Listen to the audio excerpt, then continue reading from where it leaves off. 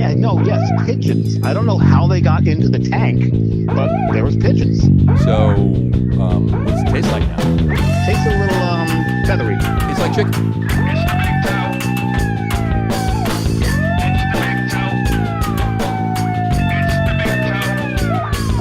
They found the face down in his waffles, maple syrup dripping from his fake roll. All right, everybody, welcome out to the Lager Room. It is week 2, our second podcast of the craft beer version. Man, how time flies. I'm telling you, you're listening to myself, Jersey Johnny, and with me is the once again preeminent Mr. Beer Samurai. Say hello, Mr. Beer Samurai. Hey, guys, how's it going tonight? So if you're playing along and watching our Facebook Live video teaser, you know we poured some beer. We're going to get right into it. We're going to finish these up because we got a lot to talk about tonight.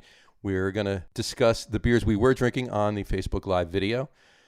And we're going to get into our main topic tonight. Our main topic tonight is pumpkin beers. It is, like I said on the Facebook video, it is pumpkin season. Now, I know pumpkin season started 17 months ago, but like it does every year. But this is the time that we should be talking about pumpkin beers. And we have a little bit of a twist to our pumpkin beers tonight. We'll get into more of that later, so just listen along and you will enjoy what we have to say. All right. We guarantee it.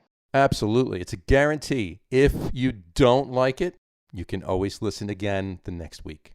Yes. That's our guarantee. All right. Dave, why don't we get back into what we were talking about? Let's talk about the beers. Pigeons? Pigeons. Yeah, no, not the pigeons. No, We no, did not pigeons. pigeons. Owls? No. The beer, that's it. The beer. The beer. All right. Mine's almost gone. Well, why don't you tell us what it was like? How's that? Well, it's a little warmer now, but this is a Superman Punch from Barreled Souls. They're out of Saco, Maine. As mentioned in the teaser, did a trip up there, muled some beers back for you guys. Some of you guys. Some of you deferred. Some of us that deferred had them anyway. It was a painful deferment on your part, I know, John. But no, this one's really good. So, being that it's a fruited gose with fruit punch flavor to it, fruit punch fruits in it, you kind of get like a dry fruit punch flavor to it with salt, of course, because it is a gose. Nice. So that's it's an easy drinking beer. So it's low alcohol. What's the ABV in it? God, why'd I bring that up? Because now I got to try to read this. It's dark. I don't have my glasses. I'm old. I'm cranky. I have a computer in front of me. I could probably find out for you. It looks like 4 point something. I can't make out the. They've got this. My favorite ABV, 4 point something. I love it. 4 point something. Well, they use a font that's really not good on senior citizens' eyes here in the dark. Whatever. But it's over 4. It's between 4 and 5, folks. Between 4 and 5. So it's a very easy drinker, like most goses are. I have to. If you were listening to watching the Facebook Live video, you will hear that I had this beer, which Dave actually brought back for someone else, and it brought over, and we did a little share, and I had this beer, and it was, I have to say, delicious. I'm not going to give you any tasting notes because it was a couple of months ago that I had it, maybe a month and a half ago that I had it. But leave it suffice to say that it was quite delicious. Yeah, it's the yum-yums. So good, so good. And now you're doing an IPA again tonight, right? I was drinking an Imperial IPA. Yes, I'm drinking an 8%. An Imperial IPA? An Imperial IPA. Well, that's what they bill it as, an Imperial IPA. Does that make it a double? Given my druthers, I don't call an IPA an Imperial until it hits 10. If it's 7 plus or more up to 10, I call it a double. I know it's the same thing. I know a double IPA and Imperial IPA are technically the same thing, but for me, I like to see the word double in there. If it's 8 or 7.5 or even up to 9, once it starts getting over 9, closer to 10 and up, Imperial is fine. But I know they mean the same thing. I'm not gonna it's a matter of semantics, is all it is. But I was just curious and going to gave you a lead into that spiel that I've heard you make before. Of course. So, but this is definitely delicious. It pours a nice hazy straw. It's not too much lacing, but the head retention was nice. The name of the beer is Ultra Simcoe from Source Brewing in beautiful Colts Neck, New Jersey. They are a farm brewery. When they do their single silo series, they feature a hop, and in this particular one, the featured hop obviously is Simcoe. So it's a hop. It's a hop on pop. It's a hop on pop. Yes, absolutely. Or a pop on hop. hop on pop. Either or, I think works. Poppy hops. It's a poppy hop. It's definitely got the pine resins in there that you would associate with Simcoe, and they're nice too. They're not overpowering. They're not too subtle. They're like just right on. But I'm also getting that citrus. Getting a little passion fruit too. Really? Yeah, I'm getting a little passion fruit in there. So what other hops are sitting in there that there's passion fruit coming in? I wish I could tell you. They don't tell me. It's a secret. It's not on the can. That's why it's a secret. Yeah, we don't want to give away any trade secrets. I wouldn't want to give away any trade secrets. However, just as a quick aside, I did have a conversation with none other than Mr. Jeremy Watts last Friday. Hey, Jeremy. And he did make mention that we might be able to convince him to come on a podcast or two. And maybe we can then ask him what his secret hops are in some of these concoctions. And if you give him enough beers beforehand, he might just do that. I think that's what we need to do. I think that's what we need to do. So. Absolutely. But I'm definitely getting a little passion fruit. So nice. Definitely nice. In their tasting notes, they mention apricot. I'm not getting much apricot. I mean, I guess I can, if I really think about it, I can taste it, but it's definitely not super prevalent. More the pine and the citrus and a little bit of passion fruit. But that's my palate. Everybody's different. We know this. We've said it before. Oh, yes, we have, and we always will. But again, if you've been watching the Facebook videos and you've been listening to the podcast, you listen to the first one, you listen to this one, you'll know I drink a lot of Source. Source is only about a 15-minute ride for me, and I wind up there most every week picking up their new releases. So, which is why I have a lot readily available. But for my second beer today, I will not be drinking a Source. I will be drinking something else. And we will be flip-flopping that because last week, the first teaser, the second teaser, and the podcast, I've been favoring the smug beers. Yes, you have. And for damn good reason. And I will continue to smoke some. No, there is some smell coming up here. This building's insane. By the way, what are you going to smoke? You got to let us in. You got to let us in on that. You'll continue to smoke some. I was going to say drink, but I got a big whiff of something coming up through one of the exhaust vents from one of the rooms down there. Gotcha. It might be my upstairs neighbor, the centaur. It's upstairs, folks. Dave's upstairs neighbor is a centaur. We've established that for a few months now. He's a centaur. We're definitely convinced he's a centaur.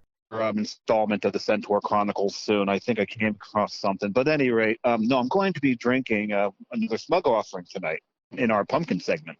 I'm getting back to the, really quick, getting back to your first beer, your Superman Punch from Saco, Maine. From Barrel Souls in Saco, Maine. That is a fantastic brewery. I mean, Barrel Souls, they're putting out some amazing beer. And, of course, as you would imagine, with a name like Barrel Souls, a lot of barrel-aged beers. So good. I remember, I could tell you right now, just a quick, walk down memory lane. Several years ago, I had a barrel-aged rye stout. Ooh. And it was amazing. I could have literally kept drinking it until I passed out. That's how good this beer was. I've got right now, what is that one series of stouts they have? Black Hole? Yeah, I've got one of those. I forget which variant, but I've got it sitting in the fridge. I put it in there last night after polishing off a Trillium permutation 7.06. Nice. When you read the label and everything that's in this thing, it sounds like it could be a rip-roaring mess, but it was actually quite beautiful because it's a stout with, what did it have in it? It had vanilla, nuts, I believe there was cocoa in it, banana, fig, and honey. Oh, and coffee. I forgot about coffee. It was interesting because it started off very much chocolate and fig. Okay. The fig rolled into the chocolate very well. The coffee was sitting way up at the top of the palate, so that was making its presence known. But the wash was like someone had taken raspberries. There's raspberries too. Oh wow. Someone had taken raspberries and covered them in honey.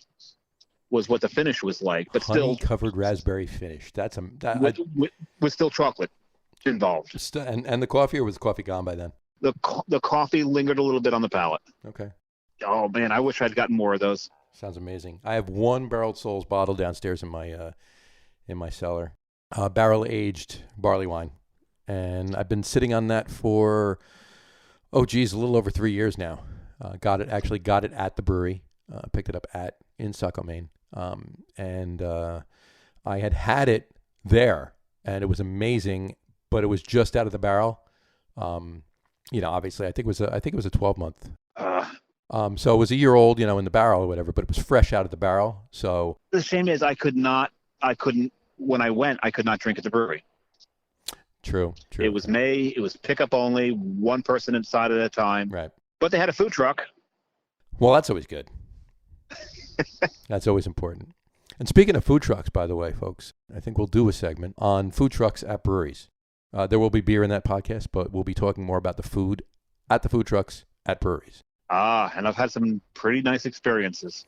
I as well. And I may be experiencing one this Saturday. We may be down in the South County area and maybe hitting one of the breweries down there that's going to have a food truck. Take notes. Wait a second. There's homework involved? You didn't tell me there's going to be homework. Well, you can take mental notes. I don't care about that. It's just notes. Okay. But in any event, one of the best, not the, it might be the best. Well, let's put it this way: it was one of the best food trucks that I've ever eaten off of. Was actually right near you. It was actually at Tilted Barn. They used to get some pretty good ones in there. They're not doing that now, though. A lot of the other breweries are still doing it, but Tilted Barn is just pickup only. You come, grab, and go. Well, you know what? Look at it this way: soon we'll be back to somewhat of a normal. Like just hopefully it's come to a head, and we'll get to the tail of it soon. Let's put it that way. We'll see. Yeah, we'll see. Until then, we drink beer. And at least we're able to get the beer. And you drink it on your roof, and I drink it in front of my mixing board and computer. It's going to get too cold soon, so I won't be able to drink on the roof soon. This is true. Well, maybe you know what? Maybe we can get you a fire pit and like a half a bubble and a warm coat. There we go. Maybe I'll. Oh, if I come down to Jersey, maybe the fest hall will let me steal one of their igloos. There you go. Wouldn't that be nice on your roof? Be awesome. That would be awesome. All right. So how you doing on that IPA? Because I am just about done. I got about another sip here, and I should be good to go. Hang on. Okay, then. So while you're finishing that off, if you don't mind, I'm gonna open my next one. Why don't we do that? Again, we're getting into pumpkin beers tonight. And we're not getting into pumpkin pie beers. We're getting into a little bit of a different take on pumpkin season. Well, this is kind of a pumpkin pie beer. It's kind of a pumpkin pie beer, but it's not a true pumpkin pie beer. Why don't you take the lead and open your beer and head us into our pumpkin segment? Let's break into the segment with the sound. There we go. Very nice. Very nice. This is pouring, unlike most pumpkin ales. This is pouring very close to jet black. A nice tan head on it. This is Smug Brewing's Pumpkin Spice Latte. So what they've done is, once again, they have teamed up with Borealis Coffee in East Providence, and they have done a pumpkin spice coffee stout. And this one, just like the last one they did, if you remember the S'morealis, the s'more stout. I remember it. Just like that, this thing is fantastic. The coffee that they use for it is just perfect for beer. It doesn't taste like, how a lot of times you get those coffee beers that taste like the coffee that's been sitting in the cafeteria for just old, 3 days. Stale, bitter, just. Yeah, because they just, I don't know if it's the temperature's wrong or the timing is wrong, but sometimes they just draw too many tannins out of the coffee beans when they do that. But this one is just spot on perfect. And you do get the pumpkin spice in there. There's a little bit of allspice, a little bit of nutmeg, some, you got the cinnamon, of course. The creaminess and the mouthfeel of it, I wouldn't be surprised if there's a little lactose in here, but I don't think it says. If it does, I can't read it because, as we mentioned earlier, my eyes suck in the dark. And the shame is you can't see that I've got proper glassware here. I do have my Smug shaker pint because I like stouts and shaker pints. They're also a lot easier to clean when you forget to rinse them out, and it's got all the residue at the bottom. But yeah, this is I think I've only ever had one other pumpkin stout, and that would be Warlock. Okay, Warlock is a very tasty pumpkin stout. Yes, it is. I don't think there's. And it's not a latte. It's not cream. I don't think there's any lactose in that. It's just a pumpkin stout. Well, it's a blend. Isn't it? It's pumpkin blended with the 2X stout, is it not? It may very well be. It's there. I know it's part of their Blackwater series, so I don't know if it's actually if it's the 2X Stout or if it's a take on it and just brewed separately, because their Blackwater series is Southern Tier, by the way, folks. Yes. I don't know if it's just a straight blend of Pumpkin and 2X, or if it's its own beer. I thought it was its own beer that was brewed, but it's very possible that's the way it started, and they altered it and then started making it its own beer. Gotcha. It's possible. I guess we know many beers that started off as one thing and then became something else, and with much improvement. Night to End Old Dawn's is a prime example. I think I always thought there was a little less roast in the Warlock than there was in the 2X Stout, but that could also be just the Pumpkin dialing back the roast too. So that's possible. I haven't had Warlock in a long time. That's been a while. They have a bunch of variants of pumpkins now. I know they had a cold pressed coffee pumpkin. They had a rum barrel aged pumpkin that they called Rum King. Ooh, that sounds very curious. I'm gonna have to look for that if they do it again. I'll have to check them out. I actually haven't. The only one I've actually seen, and I haven't actually been looking for it, so that's definitely a reason. But I definitely have only noticed pumpkin in the stores. So, but it is nice drinking a pumpkin ale that I enjoy. Smug had another pumpkin ale called Gourds Gone Wild. It was a typical pumpkin spice ale. And being Smug, it was a good one, but you know how I feel about the pumpkin ales. Oh yeah, I know how you feel. And because think about the way they started. When the Puritans came here, they didn't have any grains to brew beer with. So when the Wampanoag Indians introduced them to gourds, because back then they didn't call them pumpkins, they found that they had soluble sugars and they could make beer out of it. Now, weren't they supposed to be Puritans? Why are they drinking beer? At any rate. So I wonder if they had it for the first Thanksgiving and everyone got drunk and argued politics. That very well could be a possibility. That would have been interesting. You know what? Now I'm going to change my answer. I'm going to change my answer now when they say, well, if you could have a time machine and go back in time. No. I need to go back there and see what happened. Yeah. I want to see how many pumpkin ales Miles Standish had that day.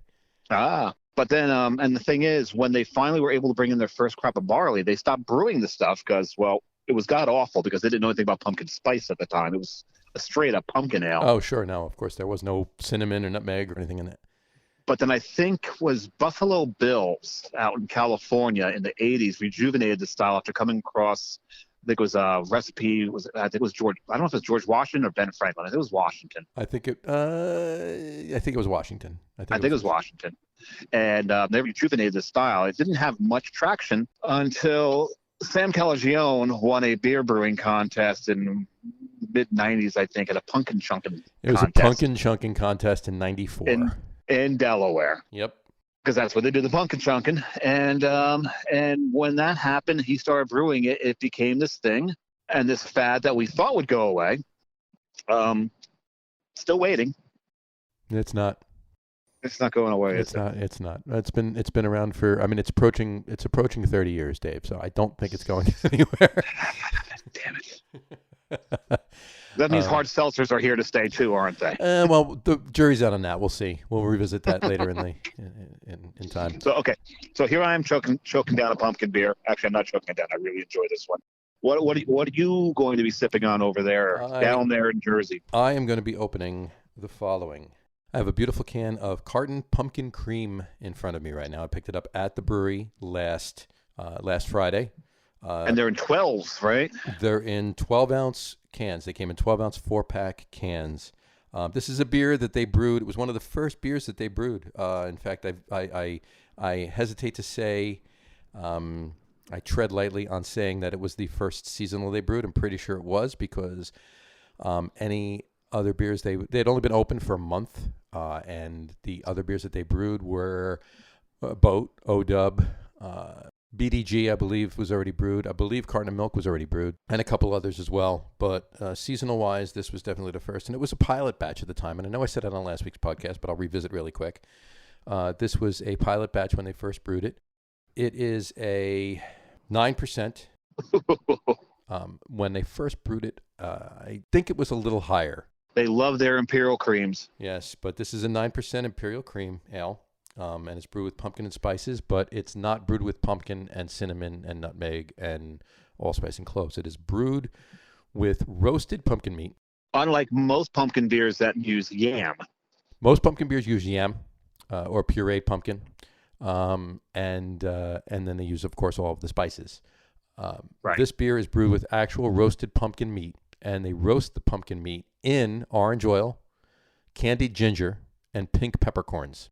And those are the flavors you're getting in there. And of course, there's they blend so well with it. And it's definitely not a pumpkin pie beer, but it's definitely a different experience. And it is a very, very, very tasty beer. As I open it, hold on. And this beer is supposed to replicate the flavors of a pumpkin soup, is it not? This is supposed to replicate the flavors of a pumpkin soup. I'm pouring it right now. Because remember, beer is cuisine. Beer is cuisine, absolutely. More specifically, beer is food. We like to say cuisine. Oh, no, there's a specific reason I say that. If you want to figure out why I've said that, you'll have to check my first blog entry for the Lager Room. Oh, my God. This is delicious. This is absolutely delicious. First of all, the Imperial Cream Ale that they brew by itself, if it was just an Imperial Cream Ale that they put in a can or a keg by itself, would be a delicious beer. And that is in no way, shape, or form blowing smoke up anybody in the Carton family's hindquarters. It's true. It's a very delicious cream ale. You mean blowing smoke or kissing? Either the or. hindquarters. 6 of 1. Okay. But in any event, it pours a light amber, like a darker gold light amber. Would you say it's a pumpkin color?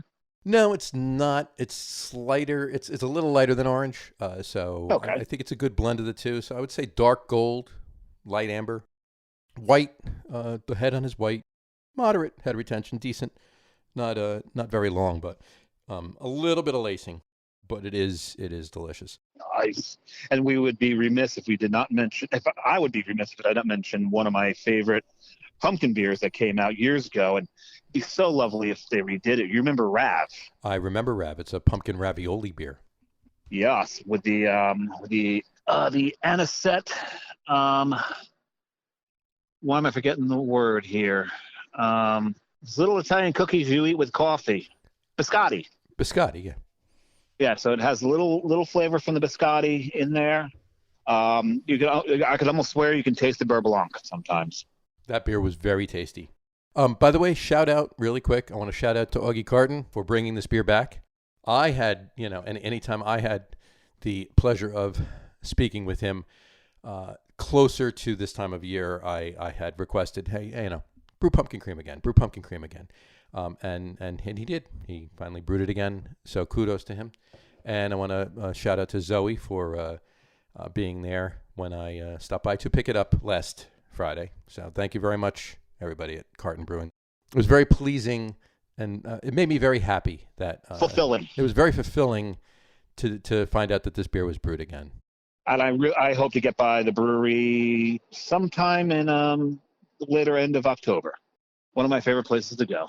And I'm all out of boat beer, so. And my title is on the line. Oh, your title is on the line? Explain that, please. Okay, so on Untapped, if you go into Untapped in the PC version of it, not the politically correct version, but as a personal computer, for each beer, they will show top drinker. And I've been the reigning top drinker for some years now. But being up in Rhode Island, replenishing my stock has not been easy. So it has opened the door for a few people who maybe will give mention, especially if they do pass me. I will mention the name of the person chasing me, but I'm not going to do so right now.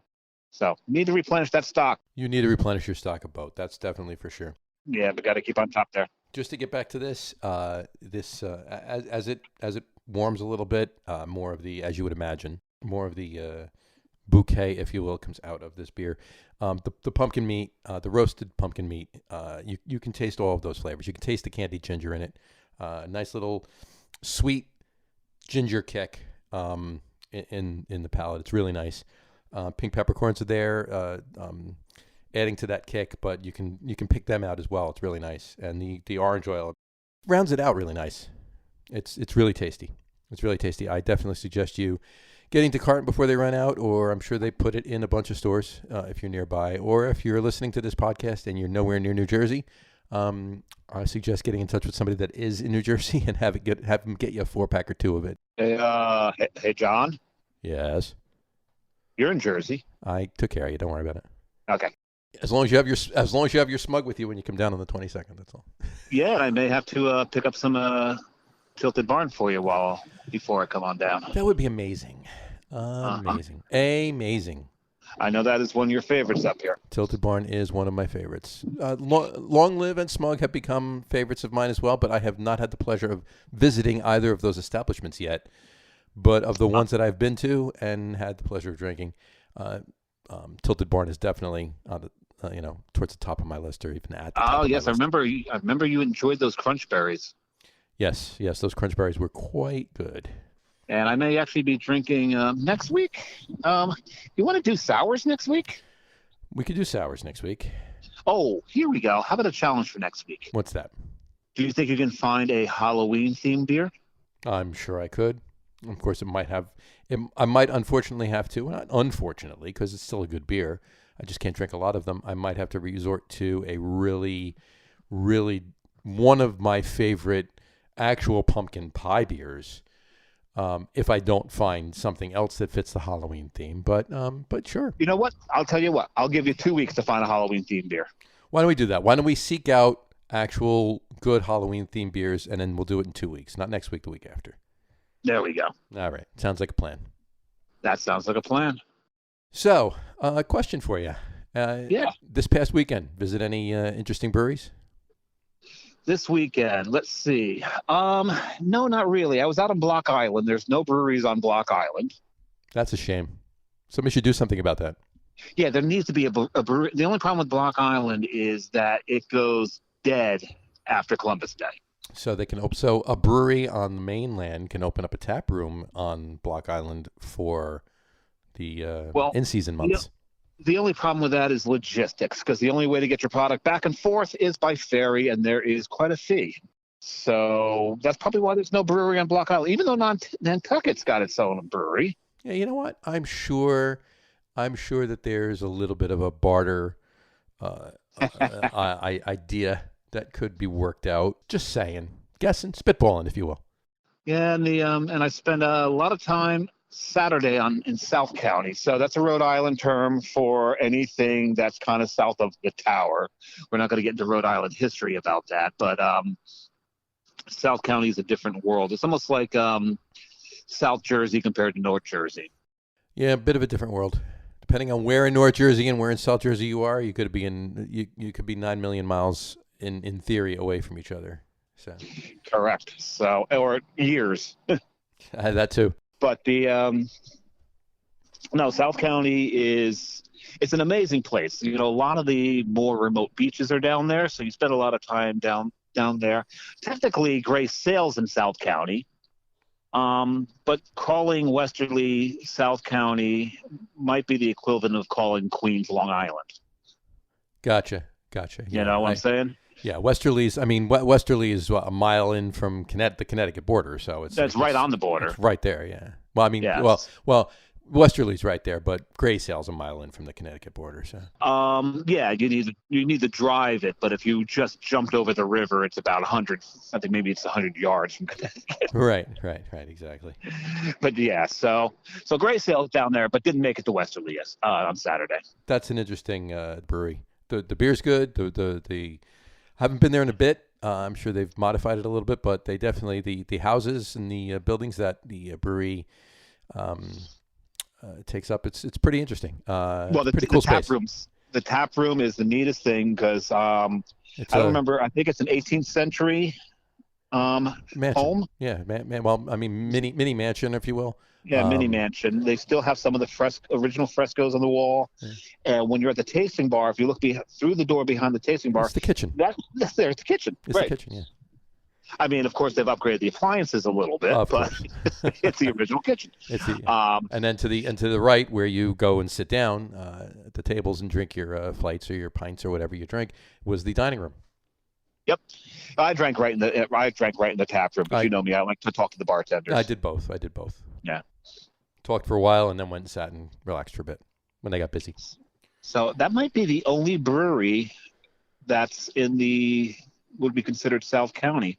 Interesting. No, I'm wrong. Sons of Liberty and Shades On are down South County. I'm not. Yeah, they're South County. They're right around URI, University of Rhode Island. Gotcha. And Sons of Liberty is a really, really cool place because they're more known as a distillery than a brewery. Okay.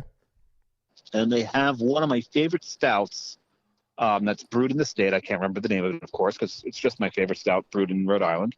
But what I love about it is they take this, and it is the base beer for their award-winning bourbon Uprising. Interesting. They use the mash for that. The mash for that beer. Well, you've got to turn the mash into beer before you can distill it into bourbon, right? So Right. Well, that's what I'm saying. Yeah. So it becomes the stout first, Sure. then they turn it into the bourbon. So imagine you take a stout as your base beer for your bourbon. You get a chocolate undertone to the bourbon. That's really interesting. It's special. This one's special. I had a sample bottle of it that I've been sipping on. It'll be empty soon, maybe tonight. And I'm gonna have to go get myself a big boy size of it. Folks, I just want to make mention to you, just in case of any of you out there that are sitting there saying, what? A brewery made alcohol, made spirits? Okay, just to let you know, if you are listening to this and you are used to New Jersey breweries, and I'm sure many of you out there know what I'm talking about already, so I'm not talking down to any of you. I'm not talking down to anybody per se, but anybody out there that is wondering why we're talking about this, there are other states, Rhode Island obviously being one of them. New York is actually one of them, that breweries can actually distill spirits too. As opposed to New Jersey, you can either have a brewery or a distillery, but you cannot have this. You cannot have both in one. But because California, Rogue has been distilling now for how long? Oh, forever. I'm not even going to put a number on it. 20 years more? Yeah, No, maybe less. Maybe less for distilling. They were making beer first. Right, and who else has jumped on board? Well, Dogfish Head has jumped into that Dogfish market. Head has now jumped into that too. Obviously, you can do it in Delaware. So you can do it in Delaware. You can do it in New York, Rhode Island, obviously, Oregon. I thought that was a Colorado brewery that had done that. I believe you can do it in Colorado too. Let's put it this way. We'll have to get the data and we'll come back. We'll either post something in an article on the website and then post it on Facebook. And we'll revisit it next week. Or we'll just revisit it next week, either or. But I want to see. I want to do the actual digging and see how many states that you can actually distill and brew in the same building. You just gave yourself homework. I just gave myself homework. I'll do that. I'll take care of that, and I will. In fact, I will put it as a blog post on the website. I will share it to Facebook, and we'll also revisit it next week as well. One of our good friends, mine and Dave's good friends, as a matter of fact, owns a brewery in Brooklyn. And he does just that. He brews beer and distills spirits, and both are amazing. And he opened doing that. He opened doing that. He didn't start one and branch into the other. He started out immediately from the word go doing both. Yep. By the way, and that brewery is Interborough, and the Jesse Ferguson is the owner, original brewer for Carton Brewing, as a matter of fact. In fact, the beer I'm drinking right now, Carton Pumpkin Cream, he first brewed it. This was him brewing it. The first time I had it, not this beer. But he now owns Interborough, and again, they brew beer and distill spirits, and they've done so since day one. This podcast has had a very Carton theme to it because we also mentioned Jeremy. Yes, we did. Jeremy Watts, brewing at over at Source Brewing, was originally at Carton as well. So yes, it's like the let's bring sports into it for a second. It's like the Bill Parcells coaching tree. It's like the Carton brewing tree. It's similar schematic. Yeah, because fresh flavors, right? Dougie Fresh, yes. Doug Phillips getting his brewery going. Fresh Flavors. That's with a PH, PHRESH, Fresh Flavors. Literally started as a bottle washer. Bottles and kegs. He definitely worked his way up. And he was at a couple other breweries after that as well before he started his own venture. It's a big coaching tree. A big coaching tree. It's a big brewery tree. Yes, it is. Yes, it is. So right. My weekend was... it was easy. I did the whole. I visited Carton and Source Friday. Picked up a bunch of those Oktoberfests and German beers for the Oktoberfest on Sunday that we spoke about on the video earlier on Saturday, as well as put the finishing touches on my Sauerbraten. And then Sunday was Oktoberfest and football. And we won't even discuss the 0-3 Giants, but that's another story. No, we will not talk about football. No, Nope, not at all. No, considering my Sooners got upset, which they do every. Were you upset that your Sooners were upset? No, because it's very typical of them losing to an unranked team. They played Kansas, right? In the Kansas State. In one of the first 3 games of the season. I was actually shocked that they lost that game. That was crazy. I'm not every year. Shoot me now. It's okay. Well, you know what? I mean, the Big Ten's coming back too. I think the 24th, right? 24th is their first game. They're doing an 8-game season for the Big Ten. Oh, I thought it was 2024. Okay, yeah, you're right. No. October 24th will be the first weekend for Big Ten football. So we can watch Rutgers lose game after game. We can watch Rutgers lose game after game after game. Exactly. But no. I mean, hey, who knows? Whatever. It's 2020. Anything can happen. Never know. This is true. But it was a decent football weekend. There were some good games too. I mean, there really were. And hats off to Aaron Rodgers. He's having a crazy good year, as the Packers are. Well, he's not hurt this season. No. Knock on wood, we need to say that. And kudos, as Mets fans that we are, kudos to Patrick Mahomes last night. Another amazing day. The Chiefs annihilated the Ravens last night. That was crazy. Yeah, they usually like to play dead the first half and then come back, but they decided they weren't going to play with them. I had a feeling it was going to be a close game, and I really did believe that the Chiefs were going to win, but I didn't think they were going to win like that. Let's put it that way. Yeah, they just showed that they're just a class right now. All right. Well, my bladder's about to force me inside again. Your bladder's about to force you inside. I'm going to go eat dinner. Folks, I want to thank all of you for listening to this podcast. Once again, next week, we'll have more beers to discuss, more beers to talk about. Obviously, we'll do the video teaser first, so you're going to want to be on Facebook. These generally happen on Wednesday nights. We had to move it this week. Thank you, because I have, unfortunately, a day job, because John doesn't pay me enough to do this. So, yeah, my work this is my fault. Work got in the way. All good. It's all good.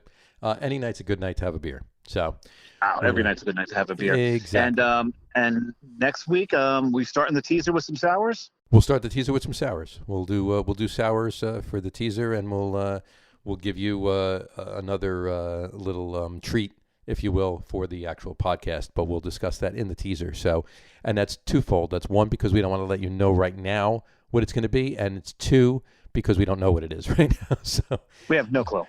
We're gonna discuss that. John and I will spend the whole week arguing about it. Exactly, and we'll come to a decision, and we'll roll that out next week. But it'll be Wednesday night once again. Wednesday night, usually, Wednesday late afternoon or late evening, however you want to look at it, about 5:15, 5:30-ish. On Facebook Live will be the video teaser next Wednesday, and then that'll be followed by us doing the podcast, which will be live the next day which will be available next day on our website and of course all of our feeds. And once again, I want to make mention now. I may mention in the video teaser, you can listen to this podcast if you are listening to it from the link that was posted on Facebook. You can obviously also go to our website as well. It's lageroom.com, LAGERROOM.com, and you can listen to all of the podcasts there, as well as read all of our articles, our blogs that we put up, all of us, myself, Dave, Pete, Harry, everybody, and as well as a few other things you can check out. And then also, just to let you all know, as of today, our podcast feed is available on iTunes, on Apple Podcasts, so you can go to Apple Podcasts right on your phone and subscribe to our podcast feed, so you never miss an episode, even if you don't visit the Facebook page, which I hope you do. We all hope you do, or the Instagram or the Twitter page as well, and or the website. We're on Twitter? We are on Twitter. Oh, I'm going to have to check that out. We are on Twitter. But, of course, you will not miss an episode if you subscribe to our podcast feed. And there'll be others as well. They should be wrapped up by the end of this week. So next week we'll announce them. It'll be on Facebook, though. We'll post them on Facebook in the interim. So if you're listening to this, once again, if you have not done so already, if you're listening to it off one of the feeds or you're listening to it off our website, please do go to our Facebook page and like our Facebook page. Don't just go to it and say, yeah, I like this. Actually click the like button. So that helps. It helps. And of course, if you want to check out Instagram and Twitter as well, all three, Facebook, Twitter, and Instagram, are at The Lager Room. You can get to them straight from there. And then, of course, once again, the website is lagerroom.com, LAGERROOM.com. We'll have much more to talk about next week. We'll have much more to talk about in the teaser, the video teaser first, and, of course, the podcast to follow, which will be followed the next day. It'll be Wednesday for the video teaser, and the podcast will be available on Thursday. And who knows?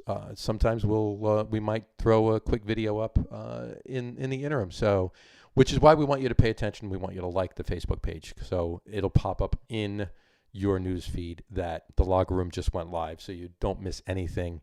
If you don't like our page, you won't get that notification. So you're going to want to do that. You have anything to wrap up, Dave? No, I don't think I have much of anything to wrap up with here, but I'll take it. All right, take it away. Oh, no, no, I'm just doing a, what song was that? To wrap it up, I'll take it. Who is that? Oh, I'll take it. That's the Fabulous Thunderbirds. That's correct. The Fabulous. Wrap it up. They I'll were take fabulous. it. They were very fabulous.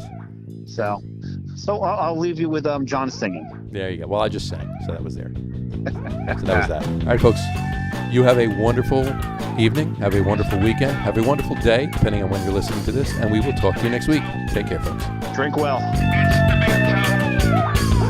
They found him face down in his waffles, maple syrup dripping from his fake rug.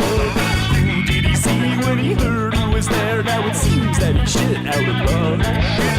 This little